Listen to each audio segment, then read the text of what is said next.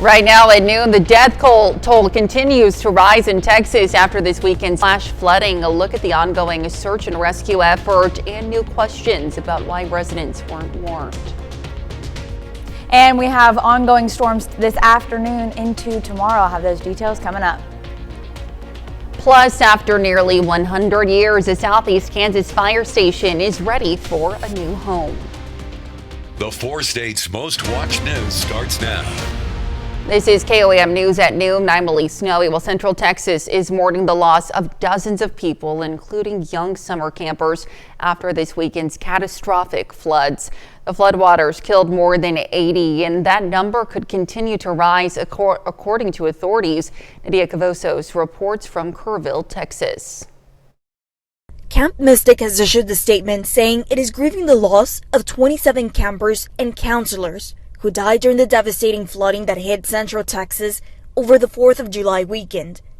Officials say the death toll is expected to rise as they continue the desperate search for the missing. We are still currently in the primary search phase, which is the rapid one. They're running into a lot of technical challenges with terrain, with water, even potentially, with weather. 8-year-old camper Lenny McCown of Austin died in the storm. Her father confirmed, as did 18-year-old Chloe Childress, a counselor from the Houston area who had just graduated high school, and Camp Mystic's longtime owner, 74-year-old Dick Eastland. Thank God my granddaughters are okay. Georgia Congressman Buddy Carter said his 2 grandchildren survived, but their cousin, 9-year-old Janie Hunt, died.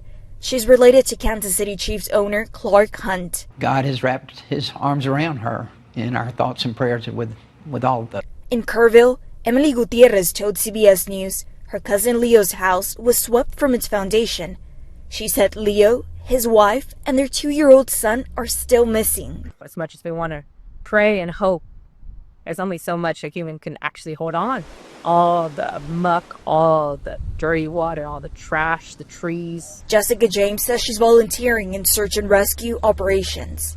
It's gut-wrenching watching all of this happen. I mean, it happened so fast, and I wanted to come out sooner, but I also didn't want to be in the way of waiting for things to get done. The floodwater surged early Friday. The National Weather Service says extreme rainfall caused the Guadalupe River to swell more than 20 feet in less than 1 hour. Nadia Cavazos, CBS News, Kerrville, Texas.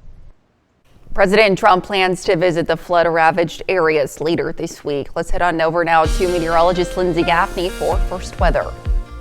Well, this afternoon and again tomorrow, we're going to see isolated storm chances that could bring some severe weather to the area. Currently, pretty nice day so far. Got a few clouds out there. Temperatures are already up to the mid-80s by noon. As we go through the next couple hours, we're going to warm up to about 87, 88 degrees today. Now, taking a look outside, we've still got mostly clear skies across the region. Not seeing a lot of rain chances just yet, but as we do continue into the afternoon, that's when we're going to start to see those storms really popping up. So by 3:30 to 4 p.m., you can see out near Bartlesville, Veneta, going to see some of these isolated storms, really strong storms popping up just right to the south of us, but bringing rain chances into northeastern Oklahoma, even southwestern Missouri out near Pineville as well. Those will all continue up and along I-44 for the rest of the afternoon today and into early evening. Our next round of storms is not coming in until Tuesday, but I'll have all those details coming up. All right, Lindsay, thanks. Well, a 13-year-old Missouri girl who beat cancer just last month was killed in a house fire on Friday. 3 others, including a firefighter, were hurt. Matt Flinner has more. She just rang the bell. And, a month later, here we are, and I'm talking about my baby girl. A father's heartbreak. His daughter is now gone. I mean, she just got me to go to church. I quit drinking 17 months. All that is because of her. Friday morning, firefighters showed up to this farmhouse just after 5. They found Jerry Lynn had died. It's a little tough on the family right now. Jerry Lynn's stepfather had also been there at Children's Mercy in late June to celebrate her overcoming 8 months of chemo. Rang the bell at Children's Mercy 2 weeks ago and was cancer-free, and unfortunately today she's no longer with us. She's free. as firefighters kept investigating the cause of the fire on Friday. Her family said Jerry Lynn had fought hard and had a strong faith. Jerry Lynn will never be forgotten.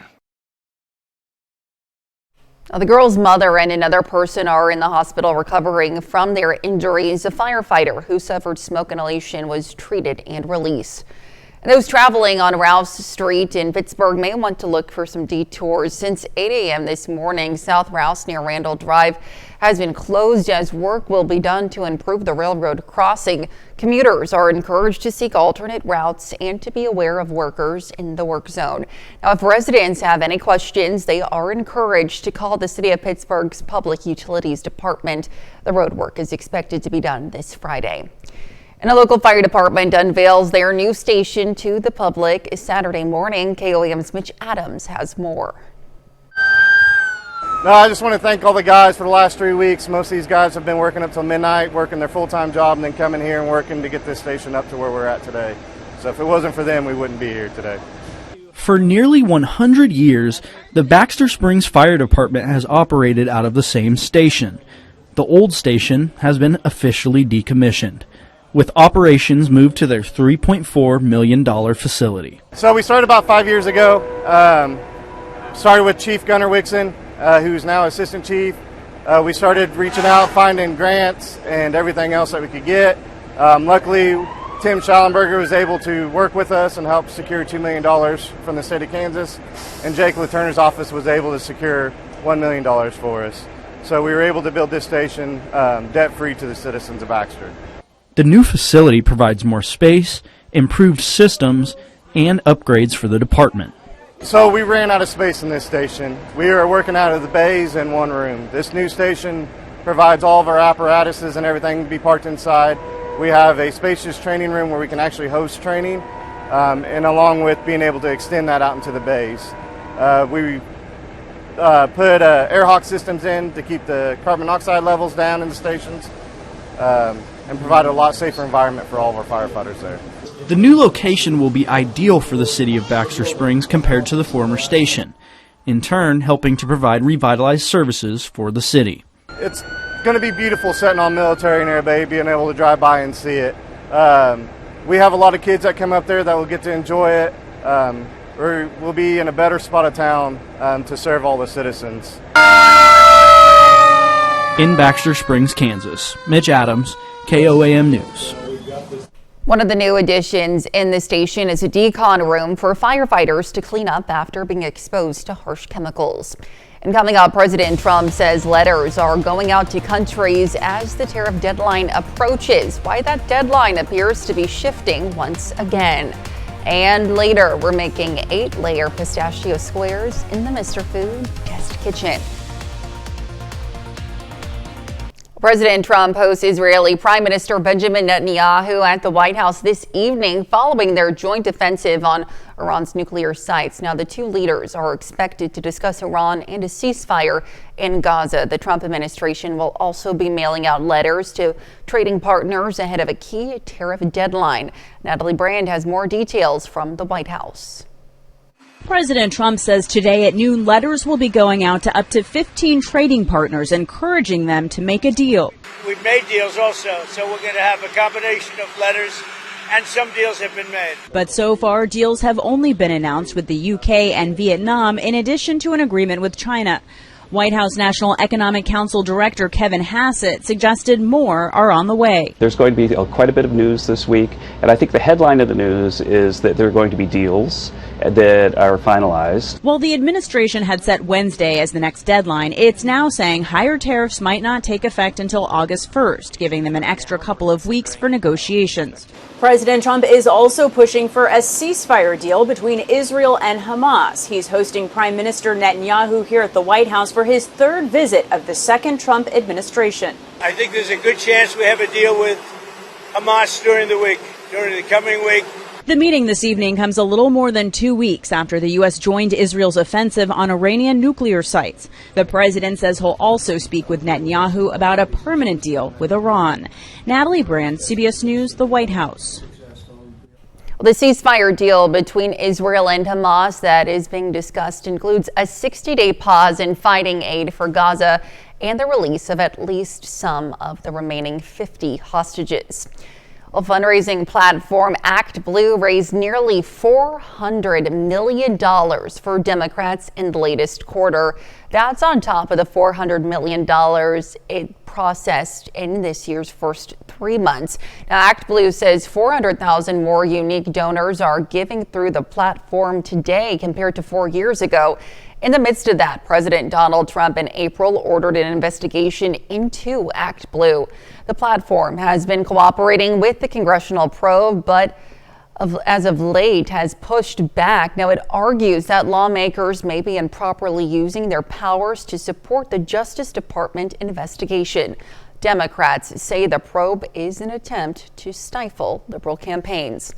And still to come on KOAM News at noon, Mr. Food. 1, 2, 3, 4 layers, and I'm only halfway there. Wait until you taste all 8 layers of this no-bake delight. And we have more storms to come this afternoon. I'll have those details coming up. Oh, we've seen plenty of rain chances over the last couple of days. Unfortunately, it's not going anywhere anytime soon, but let's go see how much rain we've gotten so far. Yesterday, we had a pretty big storm or big rainstorm that landed out there in southeastern Kansas and into northeastern Oklahoma near Miami. Just to the west of Miami, got about 3 to 3.5 inches of rain south of Columbus near Oswego as well, and then out near Parsons. So the storm really just sat over this area yesterday evening until it finally started to dissipate. But the rest of us still got some rainfall. South of Data, about 1.5 inches. Pittsburgh, about 0.5 inch. And Joplin, about 1 inch of rain. Now, currently we don't have any rain going on in the area right now, but we are going to see more storms popping up in the next couple of hours. So taking a look at downtown Pittsburgh, still a pretty nice day out there. Temperatures in the mid 80s. We've got some clouds out there, but we also got a lot of sunshine. Current temperatures, see about 82 degrees in Pittsburgh.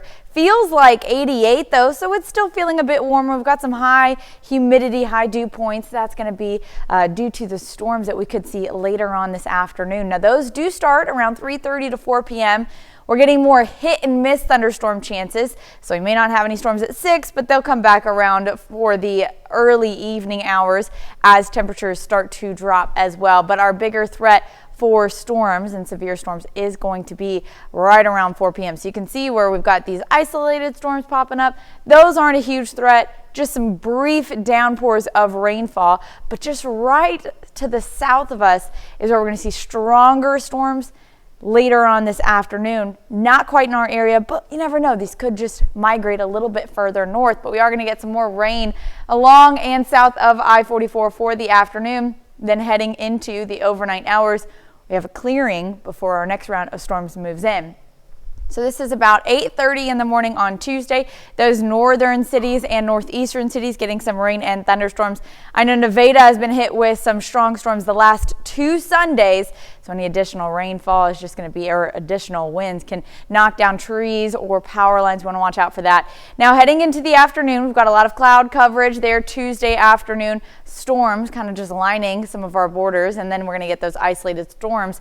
Now Tuesday afternoon, again, 4 p.m. is when we're going to start to see that second part of our severe threat. You can see this isolated storm, really big storm, could be a supercell. As that moves in, biggest threat is going to be strong wind gusts, 50 to 60, even pushing up to 70 miles per hour, and likely even some small hail with this guy. Now that's going to continue to push in, becoming more of cluster of thunderstorms versus just one isolated storm. So this is now 6 p.m. staying mostly in southeastern Kansas, but they do continue to push into Nevada again, getting some strong storms there in the evening around 8 p.m., but even into Oklahoma as well, Miami. So all these continue to push out of the area by Tuesday evening. Now, our threats for today and even tomorrow going to be mainly a wind threat, but we can't rule out a little bit of hail. We've seen that for the last couple of days, even with the strongest storms, pea-sized hail, penny-sized hail, and if you don't want to be caught out in that. Now, Tuesday, we're back to just pop-up storms, but not seeing, that widespread or severe threat. We get a break on Thursday, back to storms on the weekend. All right, certainly a lot to look out for. Absolutely. Lindsay, thanks. And stick around. We're making 8-layer pistachio squares in the Mr. Food Test Kitchen. We'll be right back. Well, today's Mr. Food recipe is an easy and delicious dessert that's perfect for any family gathering or potluck this summer. Howard is making 8-layer pistachio squares in the Mr. Food Test Kitchen. As we're about to enter the dog days of summer, it's time to start thinking about ways to keep our cool, no matter how hot it gets outside. One sure way to do that is with a cool and refreshing no-bake dessert. For the lightest can be filling, we combine a container of whipped topping with a couple of boxes of pistachio pudding that we made according to the package instructions. We add a handful of chopped pistachios, and after this is mixed, we set it aside. Then we line a baking dish with graham crackers and top them with about 1/3 of our pistachio mixture. We'll repeat layering this 2 more times until all the graham crackers and the filling is used up.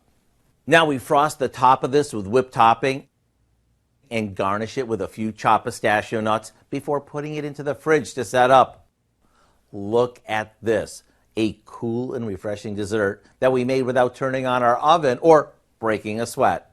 And when you dig your fork through layer after layer, you'll be smiling from ear to ear. To get the recipe for our 8-layer pistachio squares, all you have to do is visit our website. I'm Howard in the Mr. Food Test Kitchen, where today we found a no-bake, no-stress way for you to say, ooh, it's so good. As always, you can find this recipe along with a lot more good food from the Mr. Food Test Kitchen online.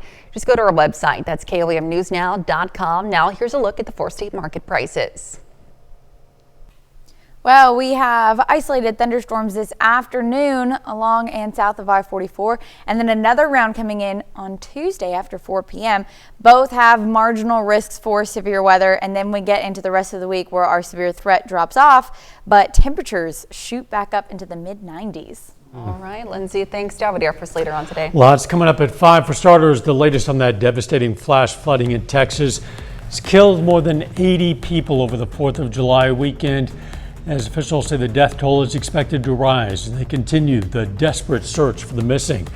Plus, a proposed solar energy project could bring a big economic boost to Cherokee County, Kansas, and a new dental program makes its way to Southwest Missouri. How that program is helping veterans and adults with disabilities. Hope you join us for those stories. A lot more, of course, it's coming up on KOAM News at 5. Absolutely, Dow. Thanks. And that's the news for now. Thank you for joining us on KOAM News at noon. Have a great rest of your day.